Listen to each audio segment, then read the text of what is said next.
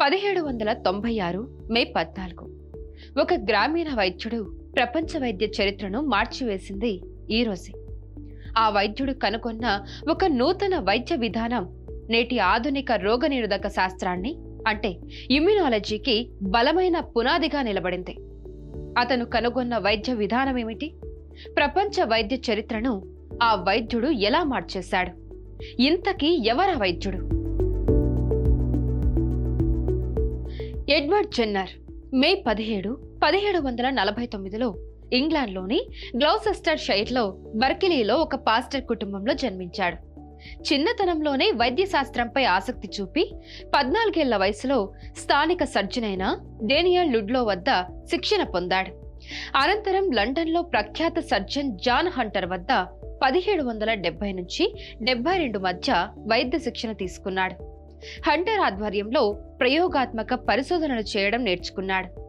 Jenner చేసిన ఒక పరిశీలన వైద్య శాస్త్రాన్ని కీలక మలుపు తిప్పింది. స్మాల్ పాక్స్ అంటే మసూచి 18వ శతాబ్దంలో ఒక భయంకరమైన వ్యాధిగా ఉండేది. తీవ్రమైన జ్వరం, శరీరంపై బొబ్బలు ఈ వ్యాధి లక్షణాలు. ఈ వ్యాధి ఎంత భయంకరమైనదంటే మసూచి సోకిన వారిలో 30% మంది మరణించేవారు. కొందరు వ్యాధి బారి నుండి బయటపడి బతికిన వారిలో ఎక్కువ మందికి శరీరంపై శాశ్వత మచ్చలు మిగిలిపోయేవి. కొంతమందిలో అంధత్వం వచ్చేది. స్మాల్ పాక్స్ అంటే మసూచి వ్యాధి తీవ్రంగా ప్రబలుతున్న రోజుల్లో ఎడ్వర్డ్ జెన్నర్ ఒక విషయాన్ని గమనించాడు. పశువుల శాలలో పనిచేసే పాడి రైతులు, పని మనుషులకు ఆవులకు సోకే కౌపాక్స్ సోకిన తర్వాత స్మాల్ పాక్స్ కు గురి కాకుండా ఉండేవారిని ఎడ్వర్డ్ జెన్నర్ గుర్తించాడు. కౌపాక్స్ మరియు స్మాల్ పాక్స్ వైరస్లు ఒకే కుటుంబానికి చెందినవి కాబట్టి కౌపాక్స్ సోకిన వారిలో స్మాల్ పాక్స్ కు వ్యతిరేకంగా రోగనిరోధక శక్తి అభివృద్ధి అయ్యిందని జెన్నర్ ఊహించాడు. ఇది నిజమో కాదో తెలుసుకునేందుకు ఎడ్వర్డ్ జెన్నర్ ఒక ధైర్యవంతమైన ప్రయోగం చేయడానికి సంకల్పించాడు. అతను కౌపాక్స్ సోకిన పాడి పని మనిషి సారా నెన్స్ చేతిపై ఉన్న బొబ్బ నుంచి ద్రవాన్ని సేకరించి ఈ ద్రవాన్ని 8 ఏళ్ల జేమ్స్ ఫిప్స్ చేతిపై చిన్న కోత ద్వారా ఇంజెక్ట్ చేశాడు. అనంతరం జేమ్స్ కు కౌపాక్స్ లక్షణాలు కనిపించిన తర్వాత కోలుకున్నాడు. 6 వారాల తర్వాత జెన్నర్ జేమ్స్ కు స్మాల్ పాక్స్ వైరస్ ను ఇంజెక్ట్ చేశాడు. కానీ జేమ్స్ కు స్మాల్ పాక్స్ సోకలేదు. కారణం అతని శరీరం కౌపాక్స్ ద్వారా స్మాల్ పాక్స్ కు వ్యతిరేకంగా రోగనిరోధక శక్తిని పొందింది.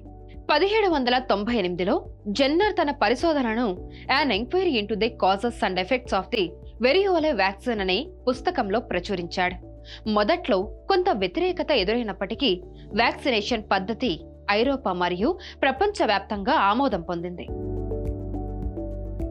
జెన్నర్ చేసిన ప్రయోగం రోగనిరోధక శక్తి గురించిన చర్చకు ఆ దిశలో మరిన్ని ప్రయోగాలు చేసేందుకు బాటలు వేసింది.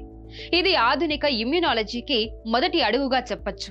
19వ శతాబ్దంలో లూయిస్ పాస్చర్ రాబీస్ మరియు యాంత్రాక్స్ వ్యాక్సిన్లను అభివృద్ధి చేశాడు.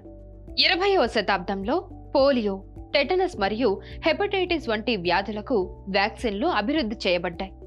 ఇవి అభివృద్ధి కావడానికి జెన్నర్ చేసిన ప్రయోగమే కారణమని చెప్పొచ్చు. జెన్నర్ అభివృద్ధి చేసిన వ్యాక్సిన్ విస్తృతంగా ఉపయోగించబడడంతో స్మాల్ పాక్స్ వ్యాధి గణనీయంగా తగ్గింది. 1967లో ప్రపంచ ఆరోగ్య సంస్థ స్మాల్ పాక్స్ నిర్మూలన కార్యక్రమాన్ని ప్రారంభించింది. 1980 నాటికి స్మాల్ పాక్స్ వ్యాధి పూర్తిగా నిర్మూలించబడింది. మానవ చరిత్రలో ఒక వ్యాధిని పూర్తిగా నిర్మూలించిన మొదటి సందర్భం ఇది. ఎడ్వర్డ్ జెన్నర్ చేసిన స్మాల్ పాక్స్ వ్యాక్సిన్ ప్రయోగం వైద్య శాస్త్రంలో నూతన శాఖ ఆరంభానికే కాదు, కొత్త వ్యాక్సిన్ల ఉత్పత్తికి, అనేక వ్యాధుల నిర్మూలనకు దోహదపడింది. మసూచి అనే భయంకరమైన వ్యాధిని ఈ ప్రపంచం నుంచి తరిమికొట్టింది. ఆయన తొలిసారి జేమ్స్ ఫిప్ కి స్మాల్ పాక్స్ వ్యాక్సిన్ ఇచ్చింది ఇదే రోజు. ఫాదర్ ఆఫ్ వ్యాక్సినేషన్ గా పేరు పొందిన ఎడ్వర్డ్ జెన్నర్ ని ఆయన మానవాళికి చేసిన మేలును ఓసారి స్మరించుకుందాం.